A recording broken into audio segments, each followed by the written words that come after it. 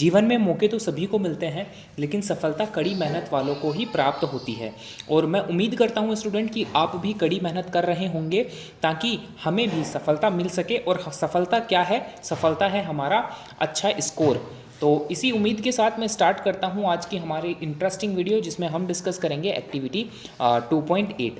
तो सबसे पहले पेज नंबर 22 पर आपकी एनसीईआरटी की बुक में ये एक्टिविटी गिवन है, जहाँ से आप इसको लाइन टू लाइन रीड कर सकते हैं। यहाँ पर इस बार मैं आपको लाइन टू लाइन रीड नहीं करवा रहा हूँ वर्ड टू वर्ड, बाकी एक्सप्लेनेशन में इसका कंप्लीट देने वाला हूँ। तो सबसे पहले आपको मैं बताता हूँ कि इस एक्टिविटी में हमें क्या करना है। आपको 4 सॉल्यूशन लेने हैं। First one is the hydrochloric acid, the second one is sulphuric acid, फिर आपको लेना है ग्लूकोज और लास्ट में आपको लेना है अल्कोहल। ये 4 सॉल्यूशन हमें लेबोरेटरी से लेने हैं ना। इन 4 सॉल्यूशन का हमें क्या करना है? तो इन चारों सॉल्यूशन से हमें इलेक्ट्रिकल कंडक्टिविटी टेस्ट करनी है कि कौन सा सॉल्यूशन इलेक्ट्रिकली कंडक्टिव है और कौन सा सॉल्यूशन इलेक्ट्रिकली नॉन कंडक्टिव है। तो काफ़ी सिंपल एक्टिविटी रहने वाली है और एक फिगर भी हमें गिवन है साथ ही साथ एक्टिविटी के, इसको भी मैं थोड़ा सा एक्सप्लेन कर दूंगा। सबसे पहले हमें एक बीकर दे रखा है, जैसा कि आप यहाँ पर देख पा रहे हो। बीकर के अंदर हमने एक रबर कॉर्क लगा रखा है और इसके अंदर 2 नेल जो हैं वो फिक्स कर रखी हैं। इन नेल्स का कनेक्शन हमने एक 6 वोल्ट बैटरी के साथ कर रखा है और इसी इलेक्ट्रिकल सर्किट में हमने एक बल्ब और स्विच भी ऐड कर रखा है। नाउ जब हम इस बीकर के अंदर इन चारों सॉल्यूशन को बारी बारी फिल करेंगे तो हमें ये नोट करना है कि कौन से टाइम पर हमारा बल्ब जो है वो ग्लो कर रहा है। बल्ब का ग्लो करना हमें ये इंडिकेट करेगा कि हमारा सॉल्यूशन इलेक्ट्रिकली कंडक्टिव है। अगर किसी सॉल्यूशन के अंदर बल्ब ग्लो नहीं करता है तो ये हमें बताएगा कि जो सॉल्यूशन हमने लिया है बीकर में वो इलेक्ट्रिकली नॉन कंडक्टिव है। ठीक है, तो आई थिंक कि आपको एक का आइडिया पूरी एक्टिविटी का मिल गया होगा कि किस तरीके से हम इस एक्टिविटी को परफॉर्म करेंगे। अब मैं सीधा आपको लेकर के चलता हूँ इसके रिज़ल्ट के ऊपर कि इस एक्टिविटी को परफॉर्म करने के बाद में हमें क्या रिज़ल्ट मिलेगा। तो देखिए, सबसे पहले मैं आपको एक्सप्लेन करूँगा जब हमने बीकर में डाइल्यूट हाइड्रोक्लोरिक को ऐड किया। Now what is dilute hydrochloric acid? Basically hydrochloric acid जो होता है वो कंसनट्रेटेड भी होता है और डाइल्यूट भी होता है। डाइल्यूट हम कब लगाते हैं HCl के आगे? जब हमने उसका एक्वस मीडियम लिया होता है। और एक्वस मीडियम को आप इस तरीके से समझ सकते हो कि हमने थोड़ा सा अमाउंट HCl का वाटर के अंदर ऐड किया है, सॉल्वेंट हमारा वाटर है। तो जब इस तरीके की कंडीशन आती तो हम इसको बोलते हैं डाइल्यूट हाइड्रोक्लोरिक एसिड। नाउ याद रखना, हमने एसिड को वाटर के अंदर ऐड किया हुआ है। जब हम इसे बीकर में लेंगे और हम ये देखेंगे कि बल्ब ग्लो कर रहा है या नहीं, तो हम पाएंगे कि ये जो बल्ब है इस टाइम पर ये ग्लो करेगा। हमें क्या ऑब्जर्व करेंगे कि बल्ब जो है वो ग्लो करेगा। नाउ अभी मैंने आपको बताया कि बल्ब का ग्लो करना हमें इंडिकेट करता है कि जो सॉल्यूशन हमने लिया है, जो डाइल्यूट हाइड्रोक्लोरिक एसिड हमने बीकर में रखा है, वो इलेक्ट्रिकली गुड कंडक्टर है। ये बात हुई हमारी फर्स्ट वाले सैंपल की। तो हमने इसमें क्या पाया कि जो सॉल्यूशन हमने लिया है वो इलेक्ट्रिसिटी को कंडक्ट करता है, कंडक्ट इलेक्ट्रिसिटी। बढ़ते हैं अगर सेकंड सॉल्यूशन की तरफ, तो सेकंड सॉल्यूशन हमने लिया है H2SO4 that is sulphuric acid. आपको पता है, और इसका भी हम डाइल्यूट वर्जन ही यूज़ में लेने वाले हैं। इसका मतलब हमने यहाँ पर भी एसिड को वाटर के अंदर ऐड किया हुआ है। नाउ जब हम इस एक्टिविटी इस सॉल्यूशन से परफॉर्म करेंगे तब भी हमें ऑब्जर्वेशन जो है वो सेम रहेगी। बल्ब जो है इस बार भी ग्लो करेगा। तो यहाँ से हमारा रिजल्ट क्या निकल के आता है कि जो सल्फ्यूरिक एसिड हमने लिया वो भी इलेक्ट्रिसिटी को कंडक्ट करता है। तो हम लिखेंगे कंडक्ट इलेक्ट्रिसिटी। ये 2 शायद आपको समझ में आ गए होंगे, जब हमने डाइल्यूट हाइड्रोक्लोरिक एसिड लिया और जब हमने डाइल्यूट सल्फ्यूरिक एसिड लिया। नाउ बढ़ते हैं हमारे तीसरे नंबर के सॉल्यूशन की तरफ, जो कि है हमारा ग्लूकोज। ग्लूकोज का फॉर्मूला होता है C6H12O6। आई थिंक काफ़ी सारे बच्चों को ये लर्न हो चुका होगा अभी तक। तो जब हम इस सॉल्यूशन से टेस्ट करेंगे तो बेटा हमें ऑब्जर्वेशन में मिलेगा कि जो बल्ब है वो ग्लो नहीं कर रहा है, वो बल्ब ग्लो नहीं कर रहा है। और बल्ब का ग्लो नहीं करना हमें ये इंडिकेट करता है कि जो सॉल्यूशन हमने लिया है वो इलेक्ट्रिकली कंडक्टिव नहीं है, not conduct electricity, not conduct electricity. ये जो सॉल्यूशन हमने लिया है ये कंडक्ट नहीं करता। फिर बढ़ते हैं अगर हमारे लास्ट सॉल्यूशन की तरफ, जो कि है हमारा एल्कोहल, और एल्कोहल का फॉर्मूला होता है C2H5OH। अगर बेटा आपने carbonated compound chapter number 4 NCERT का कवर कर रखा है और रिवाइज कर रखा है तो कमेंट में ये जो फॉर्मूला है इसका scientific name according to IUPAC nomenclature, इसका नाम आप कमेंट कर सकते हैं, ठीक है। तो जब हम अल्कोहल लेंगे तो भी हमें ऑब्जर्वेशन सेम मिलेगा कि हमारा बल्ब जो है वो ग्लो नहीं करेगा।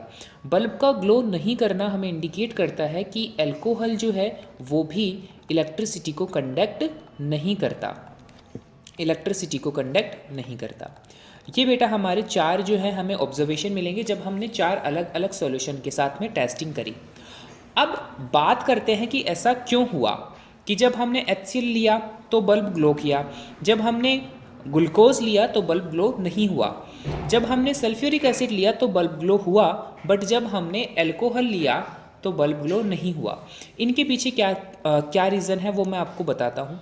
देखिए बेसिकली क्या होता है कि जितने भी एसिड होते हैं, जितने भी हमारे पास में एसिड होते हैं, जब इन एसिड को वाटर में डिज़ोल्व किया जाता है तो ये आयन से डिसोशिएट करते हैं, और पर्टिकुलर H+ आयन जो हम जानते हैं कि जितने भी एसिड होते हैं उनमें H+ आयन कॉमन होते हैं, तो ये H+ आयन डिसोशिएट करते हैं, H+ आयन इनमें से टूटते हैं। वर्ड आया है डिसोशिएट, तो डिसोशिएट का मतलब होता है टूटना, बाहर निकलना, ठीक है, टूट करके। तो फॉर एग्जांपल अगर मैं बात करूं पर्टिकुलर HCl की, कि HCl के केस में क्या हुआ, तो HCl में जब हमने वाटर ऐड किया तो वाटर की प्रेजेंस में HCl का जो ये मॉलिक्यूल है ये ब्रेक डाउन हुआ, स्प्लिट अप हुआ, डिसोशिएट हुआ। डिसोशिएट कैसे हुआ, इसने H+ और Cl- आयन बना लिए in the presence of water only, ठीक है। तो ये डिसोशिएट हुआ तो यहाँ पर हमें क्या मिले, एक H+ आयन मिला और एक Cl- आयन मिला। अब स्टूडेंट आपको याद रखना है कि इलेक्ट्रिक करंट को कंडक्ट होने के लिए, यानी कि एक जगह से दूसरी जगह जाने के लिए कोई भी चार्ज कैरियर्स की रिक्वायरमेंट होती है, और ये चार्ज कैरियर्स की रिक्वायरमेंट कौन फुलफिल कर रहा है यहाँ पर, ये जो 2 आयन्स बने हैं, ये जो आयन फॉर्मेशन हुई है, ये आयन फॉर्मेशन उस रिक्वायरमेंट को फुलफिल करती है। रिक्वायरमेंट क्या थी हमारी, कि हमें पता है कि कोई भी 2 पॉइंट है। फॉर एग्ज़ाम्पल अगर मैं यहाँ पर एक नई स्लाइड लेकर के आपको समझाना चाहूँ तो सुनिए, इलेक्ट्रिसिटी कंडक्ट कैसे होती है।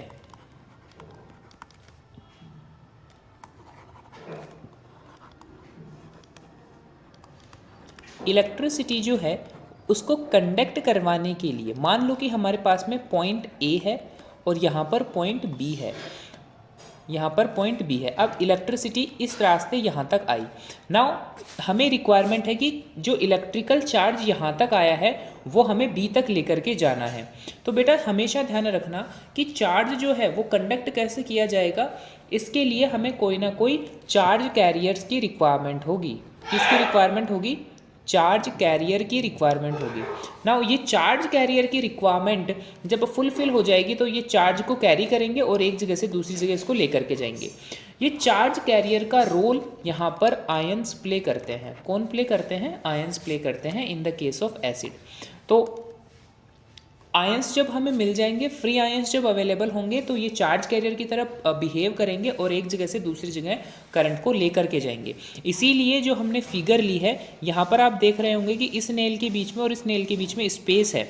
इस स्पेस को कवर कौन करेगा, चार्ज कैरियर करेगा, और चार्ज कैरियर यहाँ पर कौन है, आयंस हैं। तो ये आयंस यहाँ से डिस्प्लेस करके इलेक्ट्रिक चार्ज को कैरी करके इस अगली वाली नेल तक लेकर के जाएंगे और इस तरीके से इस इलेक्ट्रिकल सर्किट को कंप्लीट करेंगे, क्लोज करेंगे। और जब सर्किट कंप्लीट होगा तब हमारा तब हमारा बल्ब जो है वो ग्लो करेगा। ये पूरा एक्सप्लेनेशन मैंने दिया है आपको एसिड के लिए। अब यहाँ पर हाइड्रोक्लोरिक एसिड और सल्फ्यूरिक एसिड दोनों के लिए ये सेम एक्सप्लेनेशन अप्लीकेबल होगा। जब हम पर्टिकुलर बात करेंगे HCl की, तो ये HCl कैसे डिसोशिएट होगा, H+ प्लस Cl- आयंस में। और जब हम पर्टिकुलर बात करते हैं H2SO4 की, that is called sulphuric acid, तो ये बेटा डिसोशिएट होगा H+ प्लस SO4 2- इसमें, ठीक है। तो ये दो आयंस जो हैं यहाँ पर हमारे पास में as a charge carrier available होंगे। But now when we talk about glucose and alcohol, तो इस केस में ऐसा नहीं होगा। इस केस में हमारा सर्किट जो है वो कंप्लीट नहीं होगा। सर्किट कंप्लीट नहीं होगा इसका मतलब है चार्ज एक नेल से दूसरी नेल पर ट्रैवल नहीं करेगा। अब चार्ज ट्रैवल नहीं कर रहा है, इसका सीधा सा मतलब है कि यहाँ पर कोई भी हमारे पास में चार्ज कैरियर्स नहीं हैं, ठीक है। और चार्ज कैरियर्स कौन होते हैं बेटा? आयंस होते हैं। तो यहाँ पर हम सीधा सीधा ये बोल सकते हैं कि जो हमने ग्लूकोज लिया है और जो हमने अल्कोहल लिया है, यहाँ पर कोई भी हमारे पास में आयन फॉर्मेशन नहीं होगा, और आयन फॉर्मेशन नहीं होगा तो चार्ज कैरियर का रोल प्ले करने वाला हमारे पास में कोई भी नहीं होगा, इसलिए यहाँ पर सर्किट कंप्लीट नहीं हो पाएगा और वो बल्ब जो है वो ग्लो नहीं हो पाएगा। तो बेटा ये था हमारा पूरा एक्सप्लेनेशन। अगर मैं इसको अगर क्वेश्चन अगर एग्ज़ाम में आए तो और बात आए कि इसको लिखेंगे कैसे सर, तो लिखने के लिए हम लिखेंगे कि व्हाट वी हैव ऑब्जर्व। हमने ऑब्जर्व क्या किया? हमने ऑब्जर्व ये किया कि the bulb glow with hydrochloric acid and sulphuric acid but does not glow with alcohol and glucose solution. Now what is the reason behind this? तो आप reason के अंदर ये लिखोगे कि the glowing bulb indicate that there is a flow of electric current through the solution. जो जलता हुआ बल्ब है वो क्या दिखाता है कि सॉल्यूशन के अंदर से इलेक्ट्रिक करंट जो है वो फ्लो हो रहा है, सर्किट कंप्लीट हो चुका है। Now, the HCl and the sulfuric acid dissociate into ions in the presence of water, and these ions are responsible for the conduction of electricity. ये बेटा अभी मैंने आपको बात एक्सप्लेन करी कि हाइड्रोक्लोरिक एसिड और सल्फ्यूरिक एसिड में आयंस जो हैं वो डिसोशिएट होंगे in the presence of water, और यही आयंस जो हैं चार्ज कैरियर बन के सर्किट को कंप्लीट करेंगे। But in the case of alcohol and glucose, there is not they not dissociate into ions in the presence of water, so there is no charge available to flow and hence the bulb does not glow. तो इस तरीके से हमें अपने answer को लिखना है। Now, अब इस पूरी एक्टिविटी का कंक्लूजन क्या निकलता है? तो कंक्लूजन इसका ये निकलता है कि acid ionizes in the water solution. As a result, ions are freely available in the water to conduct electricity. As a result, the bulb glow. Alcohol and glucose are organic compound. They do not ionize in water. As a result, such a solution does not conduct electricity. इसमें कहा गया है कि जितने भी हमारे ionise compound होते हैं, बेसिकली एसिड और बेस और सोल्ट, ये सब क्या होते हैं? आयोनाइज्ड कंपाउंड होते हैं जो वाटर की प्रेजेंस में आयंस में डिसोशिएट हो जाते हैं और फ्री चार्ज कैरियर्स अवेलेबल करवाते हैं, और ऐसे सॉल्यूशन में से इलेक्ट्रिसिटी कंडक्ट हो जाती है। But when we have a covalent compound such as alcohol and glucose, then we have not such charge carriers available, so current does not flow from one point two another point. तो यहाँ पर हमने ये देखना है कि आप जानते भी होंगे जब कंपाउंड्स जब हमने पढ़ा तो हमने देखा था कि कंपाउंड जो है वो दो तरीके के होते हैं। पहला होता है आयोनिक कंपाउंड और दूसरा होता है कोवैलेंट कंपाउंड। Covalent compound. अब आयोनिक कंपाउंड जो होते हैं ये इलेक्ट्रिसिटी को कंडक्ट करते हैं, बट कोवैलेंट कंपाउंड जो होते हैं वो इलेक्ट्रिसिटी को कंडक्ट नहीं करते। ये थोड़ा सा आपको रीज़न याद रखना है। तो ये बेटा पूरा था अपना एक्सप्लेनेशन। अब बढ़ते हैं अगर एक्टिविटी बेस्ड क्वेश्चन की तरफ। तो सबसे पहले क्वेश्चन निकल करके आता है, डू एल्कलाइज कंडक्ट इलेक्ट्रिसिटी? क्या एल्कलाइज इलेक्ट्रिसिटी को कंडक्ट करेंगे? तो एल्कलाइज का मतलब होता है बेस, आई थिंक ये आप जानते हैं। तो यहाँ पर पूछा गया है कि क्या बेस इलेक्ट्रिसिटी को कंडक्ट करेंगे? तो मैंने अभी एक्सप्लेनेशन में आपको बताया कि जितने भी आयनिक कंपाउंड्स होते हैं वो सब कंडक्ट करते हैं इलेक्ट्रिसिटी को, और बेस जो है वो भी आयोनिक कंपाउंड में ही आता है। आप यूँ याद रखो इसको कि जो हमारा आयोनिक कंपाउंड है उसमें क्या क्या चीज़ें आती है। आयोनिक कंपाउंड में बेसिकली तीन चीज़ें आती है। एक सारे के सारे एसिड, वो सब होते हैं आयोनिक कंपाउंड। दूसरे जितने भी हमारे बेस होते हैं वो सब होते हैं आयोनिक कंपाउंड, और तीसरे सॉल्ट। तो ये जो तीन क्लास है एसिड, बेस और सोल्ट, एसिड, बेस और salt always dissociate into ions in the presence of water. So they always conduct electricity. आप इस तरीके से अपने आंसर को याद रख सकते हैं, ठीक है।